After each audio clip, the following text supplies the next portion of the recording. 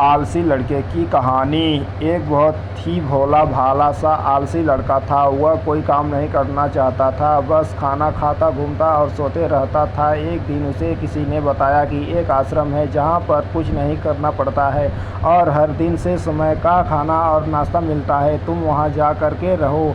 उसी आलसी लड़के ने सोचा कि ये तो बहुत ही बढ़िया है और वह उस आश्रम में जाकर रहने को सोचा। और फिर वह भोला भाला आलसी लड़का अपना सारा सांसारिक जीवन छोड़कर उस आश्रम में जाकर रहने लगा। आश्रम में गुरुजी रहते थे। वह कुछ समय सबको प्रवचन देता है। वह आलसी लड़का सुनता था, बाकी समय आराम करता था और फिर भर पेट खाना खाकर सो जाता था। ऐसे ही उस लड़के का दिल गुजरता गया। एक दिन उस आश्रम में कुछ ही बना, नाश्ते में समय नाश्ता नहीं मिला। उसने सोचा नाश्ता नहीं मिला, भोजन तो मिलेगा। अब भोजन के समय भी उसे भोजन नहीं मिला। लड़का दौड़कर गुरुजी के पास गया और उसने पूछा कि आज भोजन क्यों नहीं बना।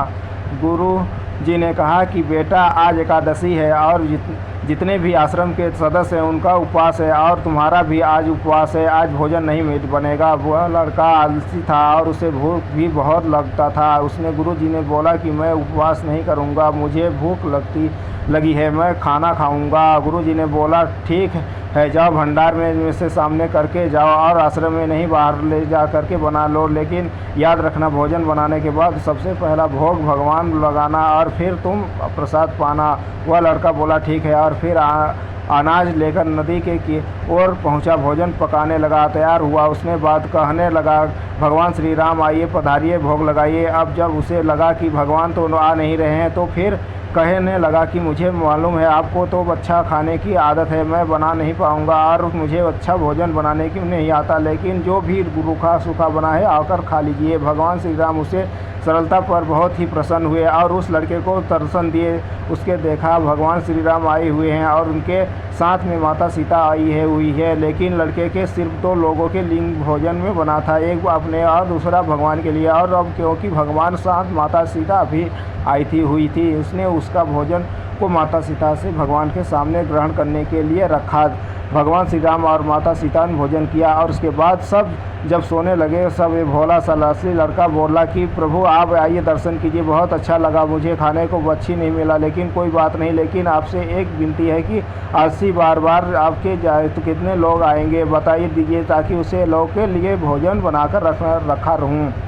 श्री राम और फिर अंतर में आया। लड़का आश्रम गया, फिर बीता गया और फिर एकादशी का दिन आया और एक बार उसने सीता 4 लोगों के लिए अनाज करके खाना बनाने के लिए नदी के किनारे पहुंच गया। उसने बड़े प्रसन्न भोजन बनाकर इंतजार करने लगा कि प्रभु आइए और भोग लगाइए। इस बार लड़का देखता है कि भगवान श्री राम पूरा राम दरबार लेकर आए हैं, जैसे माता सीता, लक्ष्मण, भारत, हनुमान जी और दूसरे लोगों के लड़के 3-4 लोग का भोजन बनाया था। उसने बार भी भोजन कम पड़ गया। लड़के ने निराश होकर भोजन के प्रभु के आगे रख दिया। उन्होंने भोजन किया, फिर चले गए और इस बार भी लड़का फिर से भूखा गया। अब लड़का फिर आश्रम गया।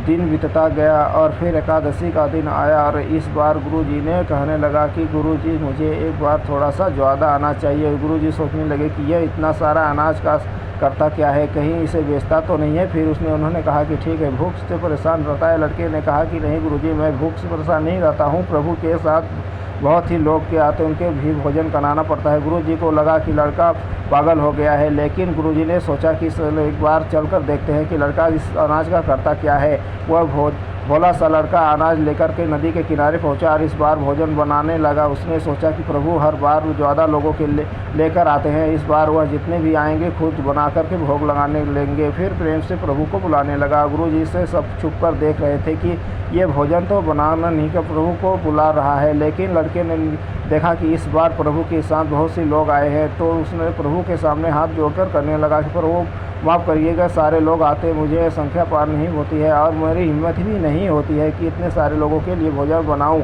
आप स्वयं आइए और बनाइए और भोजन लगाइए। प्रभु मुस्कुराते हुए और अपने अपने सभी मिलकर करने भोजन बनाते। गुरुजी ने सबके पूछा करके देखते हुए और फिर लड़के के पास आकर के कहते रहे, तुम ये कर क्या रहे हो? क्या लड़का साहब, आपके भगवान श्री राम पधार चुके हैं, माँ सीता आई हुई है, हनुमान जी आए हैं और सभी लोग आए हुए हैं, भोजन बन रहा है। गुरुजी ने बोला कि पागल हो गया है कि मुझे कोई दिख नहीं रहा है। लड़का गुस्सा हो गया और बोला, प्रभु आप ये क्या कर रहे हो, एक तो मुझे भूखा रख रहे हो और गुरुजी को दर्शन नहीं दे रहे हो, मुझे पागल समझ रहे हो, कृपया करके गुरुजी को दिख जाओ। भगवान बोले, नहीं मैं इन्हें नहीं दिख सकता। लड़का बोला, क्यों नहीं दिख सकते, मेरे गुरुजी तो बहुत महान, बहुत बड़े ज्ञानी और ज्ञाता। भगवान बोले, यहाँ ज्ञानी और ज्ञाता होंगे लेकिन तुम्हारे रहन सहन नहीं है, जो सरलता तुम्हें हो तुम्हारे गुरुजी में नहीं है।